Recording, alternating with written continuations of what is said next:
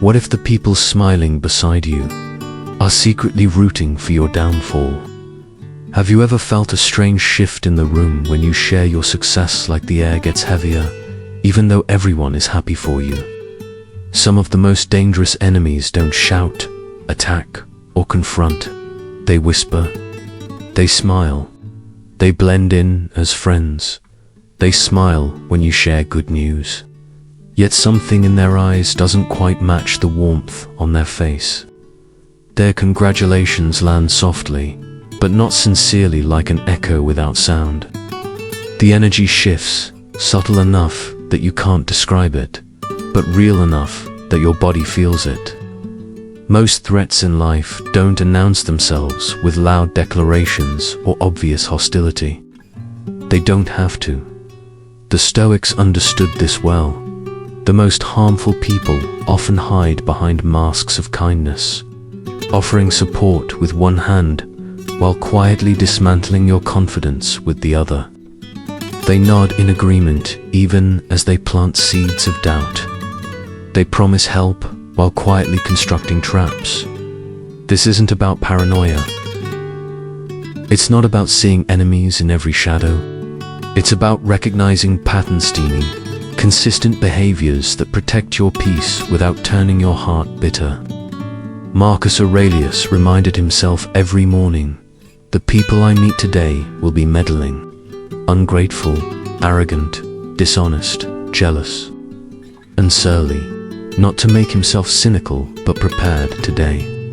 We're exploring 7 silent signs that someone is secretly working against you.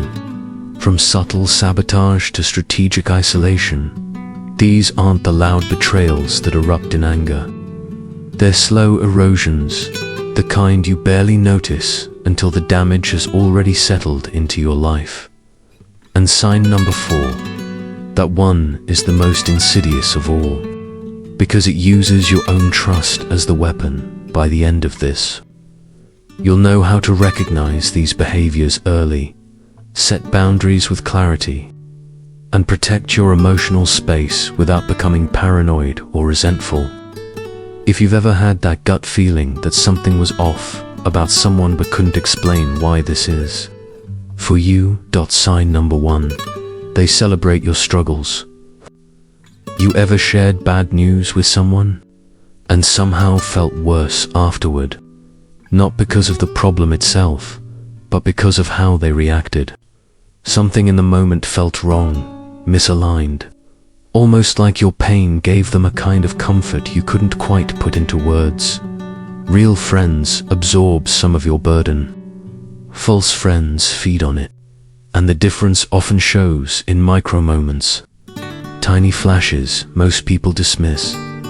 A quick spark of satisfaction behind a worried expression. Eyes that brighten just a little when yours grow dim. A sympathetic voice carrying an undertone of quiet relief. You feel it in your stomach, but you talk yourself out of it. "I'm being paranoid. They're just trying to help. I'm overthinking it." A friend of mine lived through something that still makes my blood boil. She'd been trying to get pregnant for 3 years, an exhausting cycle of treatments. Hope, disappointment, and starting over again. She shared every failed attempt with her closest friend because she thought she had a safe place to fall one day. After yet another heartbreaking result, she told her friend. The friend hugged her tightly, said all the right words. "I'm so sorry. This is unfair. You don't deserve this." But something felt off. After the hug, after the comforting words, the friend seemed lighter, almost relieved, more energized, as if some invisible weight had been lifted from her own shoulders instead of added to them. Months later, when my friend finally got pregnant, everything became clear. That same friend offered a cold, flat congratulations. No excitement, no joy, not even genuine warmth. She changed the subject immediately and left early as if the news disappointed her. That's when it all clicked. She hadn't been supporting the struggle. She'd been feeding on it. Every failed attempt made her feel better about her own life. Every disappointment validated something inside her. And when the struggle ended, she had nothing left to consume. The betrayal wasn't just her secret satisfaction, it was the months of fake empathy, the performances of concern, the comforting words wrapped in quiet relief. It was knowing that my friend had poured her heart out to someone who was never truly on her side. And that brings us to the deeper wound, the one that lingers long after the moment has passed. The real pain isn't that someone dislikes you. It's that they pretended to care while your suffering made them feel better inside. Seneca captured it perfectly. Envy is the ulcer of the soul.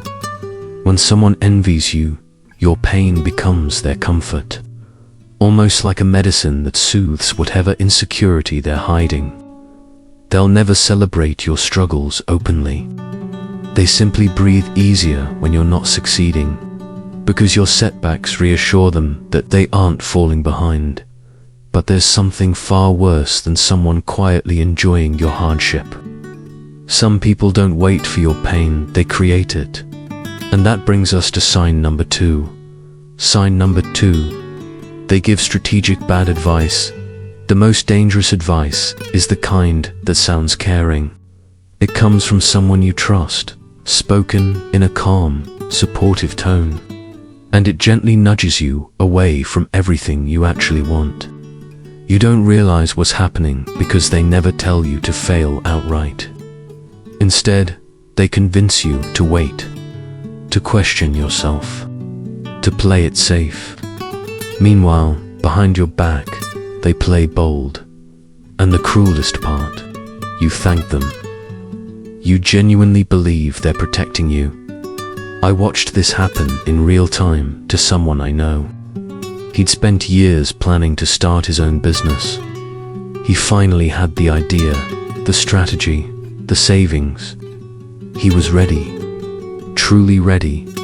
And when he shared his excitement with his best friend, hoping for encouragement, he got this. "That's amazing, man. But honestly, maybe you should wait a bit. The economy's shaky. You don't want to risk everything.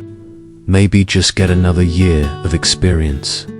Build more savings first, just to be safe." It sounded thoughtful. It sounded responsible. It sounded like advice from someone who cared. So he waited. 12 months passed. Same friend. Same message. Still not the right time. Maybe wait until things stabilize. Maybe take a course first. Maybe. Every time the dream resurfaced in conversation, there was a new reason to delay. And each reason was wrapped in the disguise of genuine concern. Like this friend was trying to protect him from a catastrophic mistake. Then, 8 months later, everything snapped into focus. That same friend launched a business, nearly identical to the one he'd been encouraging him to postpone. When confronted, the friend acted shocked, almost offended. "What? I've been thinking about this for a while. I didn't know you were still serious. I thought you'd moved on. Besides, I was just trying to help you avoid the mistakes I knew I'd have to figure out." The betrayal didn't just stint, it crushed him. It wasn't only that the idea was stolen, it was realizing that every piece of advice had been carefully designed to freeze him in place while the friend moved ahead. Every worried warning, a strategic delay, every "I'm just looking out for you," a way to eliminate competition. And the harshest part of all was recognizing that he had doubted himself deeply because someone he trusted had planted that doubt with surgical precision. He second-guessed his timing, his readiness, his potential, all because the guidance sounded so reasonable. He had literally thanked the person who was sabotaging him. Marcus Aurelius warned us, everything we hear is an opinion, not a fact. Everything we see is a perspective, not the truth. But when the advice comes from someone close, it's almost impossible to remember that their concern might be serving their interests, not yours. If someone's advice always keeps you waiting while they keep moving forward, you already know the truth you've been avoiding. And if you've ever lived through something like this, drop a comment saying, "I should have trusted myself."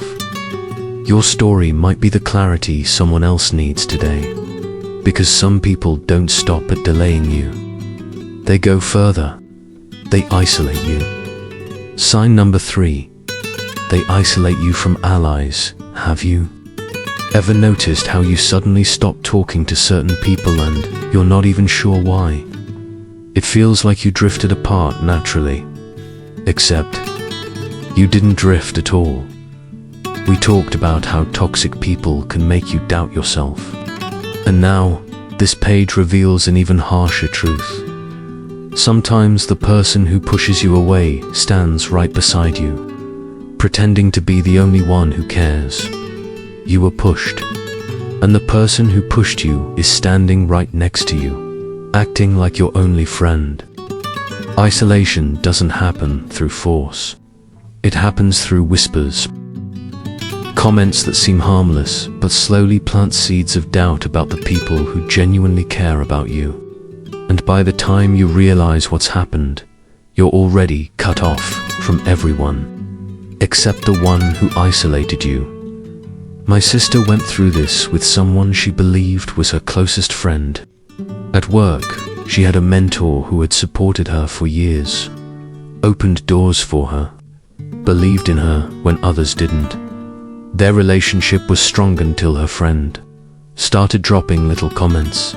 "Did you notice she didn't back you up in that meeting? That was strange.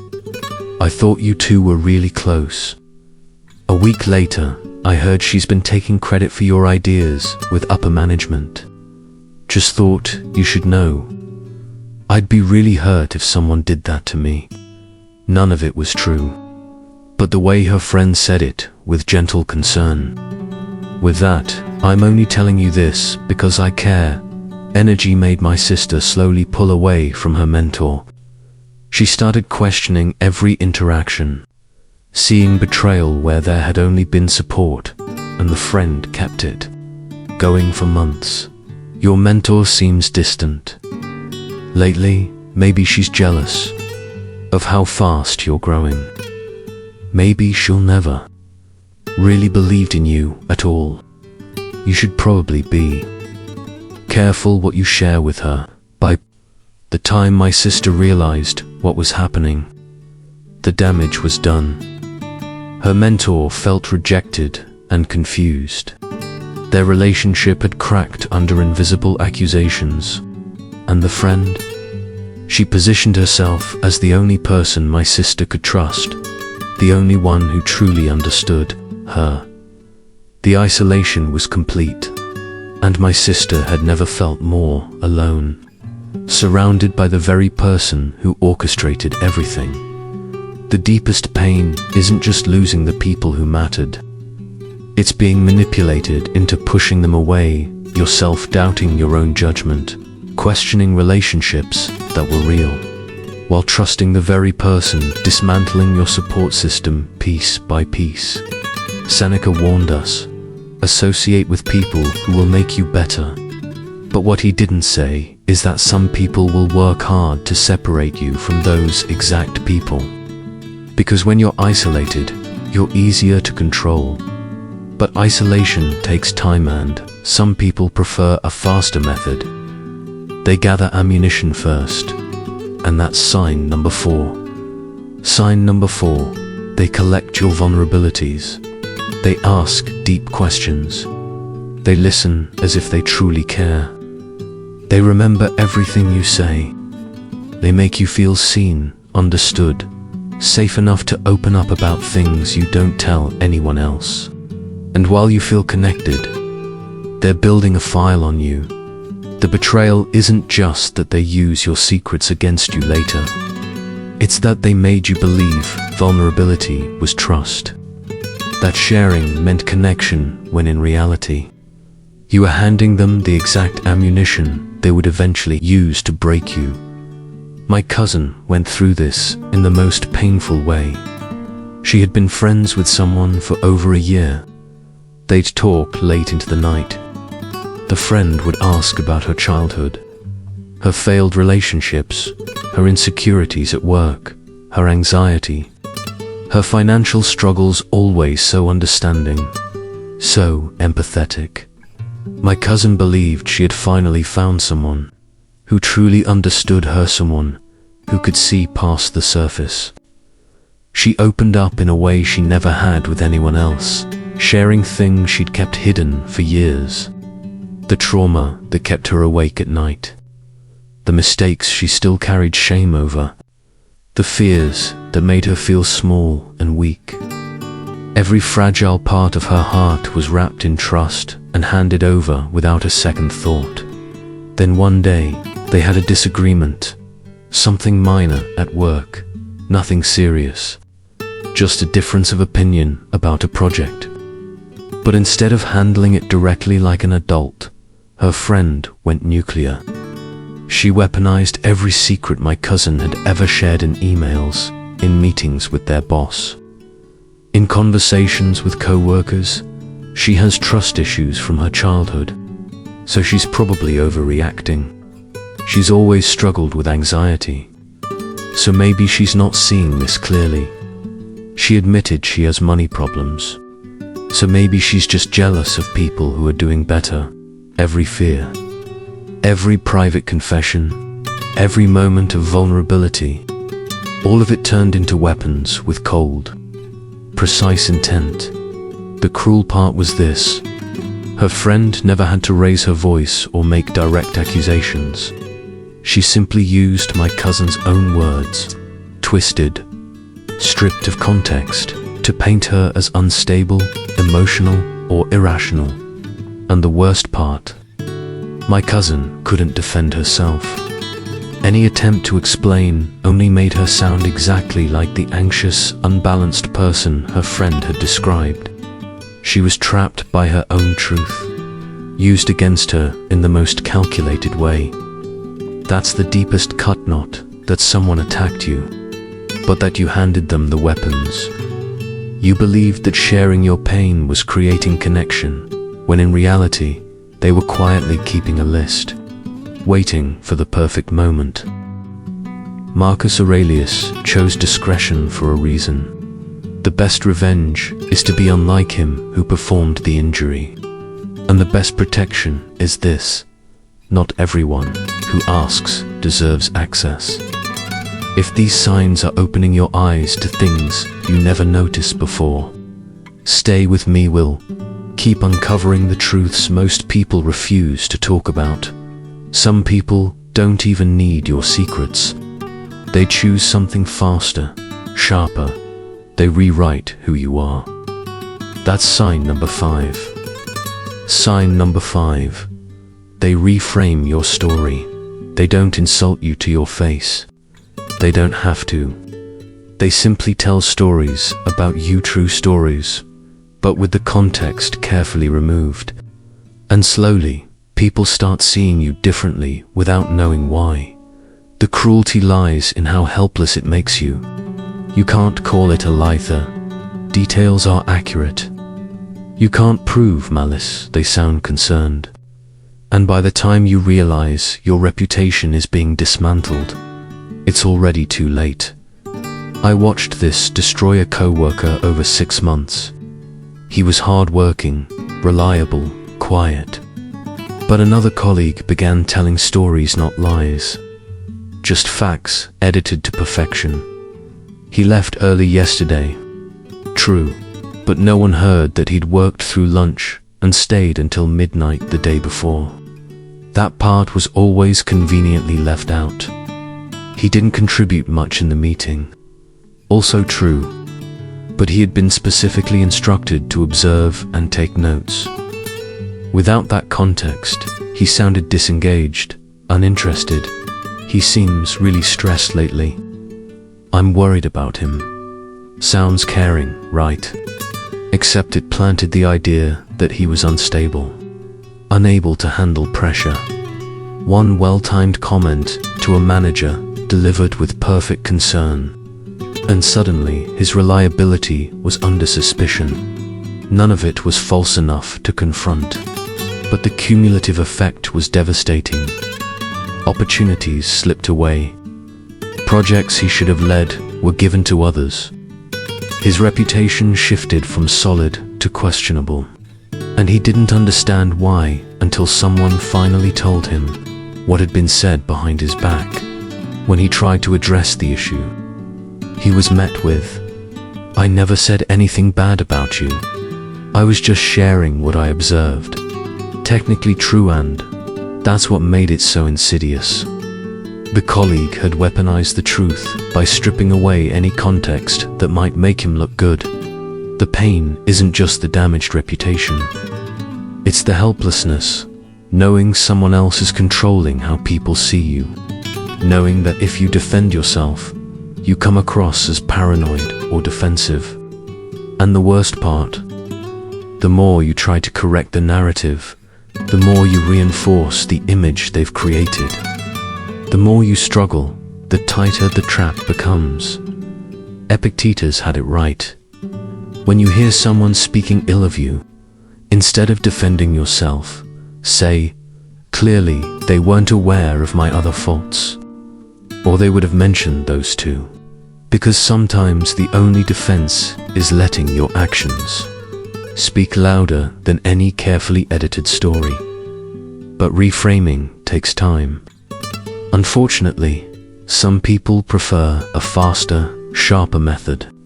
They strike when you are most vulnerable. They don't wait. They attack at your weakest moment. That's sin number 6. Sign number 6. They undermine you at critical moments. They are supportive 90% of the time, helpful, encouraging. They create a sense of security. But when it really matters, when you most need them, they vanish. Or worse, they create a crisis only you can solve, right when you can least afford the distraction. And the worst part, you can't prove intent. Each incident appears as coincidence, bad luck, but deep down, you know the pattern doesn't lie. A friend of mine faced this while preparing for her final promotion interview, a position she had been striving for 3 years. She had practiced for weeks, memorized answers, prepared every detail. This was her moment. Then the night before, at 11 p.m., a colleague texted, "Emergency. The client presentation is falling apart. I need your help immediately. Everything is going wrong. I don't know what to do." She spent the entire night fixing problems that later turned out to be not problems that could have waited or been handled by others. At that moment, all she knew was someone needed her by morning. She arrived at the interview, exhausted, running on 2 hours of sleep and 3 cups of coffee. The interview didn't go badly, but it wasn't her best. She didn't get the promotion. 2 months later, the very colleague who had sent that late-night message was promoted into a position just below the one my friend had aimed for. When confronted, the colleague feigned confusion. "I didn't know your interview was the next day. I really needed help." "Are you saying I shouldn't have reached out when I had a problem?" Plausible deniability. Perfect timing. Maximum damage. The pain isn't just losing the opportunity. It's the lingering doubt. Was it really bad timing, or was it calculated? Am I imagining a pattern? Should I have said no? But what kind of person says no when someone claims they need urgent help? They weaponize your best qualities against you, your reliability, your willingness to help, your difficulty saying no always, at the moments when you can least afford to perform anything less than your best. Marcus Aurelius wrote, Observe constantly that all things take place by change. One crisis at a critical moment could be coincidence. But 3. Undermining you in critical moments doesn't happen randomly. It requires planning, observation, and careful calculation. But there is one final sign, quiet, patient, and perhaps the most dangerous of all. This is sign number 7. Sign number 7, they create dependence. While appearing helpful, they solve your problems before you even ask. They make themselves indispensable. And slowly, almost imperceptibly, you realize you can't function without them anymore. That was the plan all along. The trap is brilliant because it is built on genuine help. They aren't hurting you. They are helping. But that help is designed to make you weaker, not stronger. And by the time you notice, you are already caught. I watched a small business owner fall into this trap. He hired an assistant who seemed like a blessing, organized, efficient, taking over every task he hated doing. Within 6 months, she managed all client communications, scheduling, invoicing, and vendor relations. He was grateful finally. He had time to focus on the work he truly loved. Then she asked for a significant raise, more than he could comfortably afford. He hesitated. She spoke calmly, almost kindly. I completely understand if this is too much. But you should know, I'm the only one who knows how all these systems work. The passwords, client histories, vendor contacts. If I leave, it will take you months to rebuild what we've created. Maybe longer. It wasn't a threat. It was just a fact she had carefully built over 6 months of being helpful. She hadn't taught him any of the systems, hadn't documented processes, hadn't created redundancy. She had made herself the single point of failure. While he thanked her for taking the work off his plate, he agreed to the raise. And then the next one, and the one after that. Because she was right, she had made herself irreplaceable, not through unique skills no one else could learn, but through strategically withholding knowledge, while appearing endlessly helpful. The pain isn't just the money or the loss of control. It's realizing you were being played the entire time you thought you were being helped. Every solution came with invisible strings attached. Your gratitude was part of the trap. You feel foolish for not seeing it sooner, angry at yourself for becoming dependent, trapped between keeping them and facing the chaos of untangling everything they control. Seneca recognized this clearly. A man who suffers before it is necessary suffers more than necessary. Real help builds your capability. False help builds your reliance. One sets you free. The other constructs a cage so comfortable you don't notice the bars until you try to leave.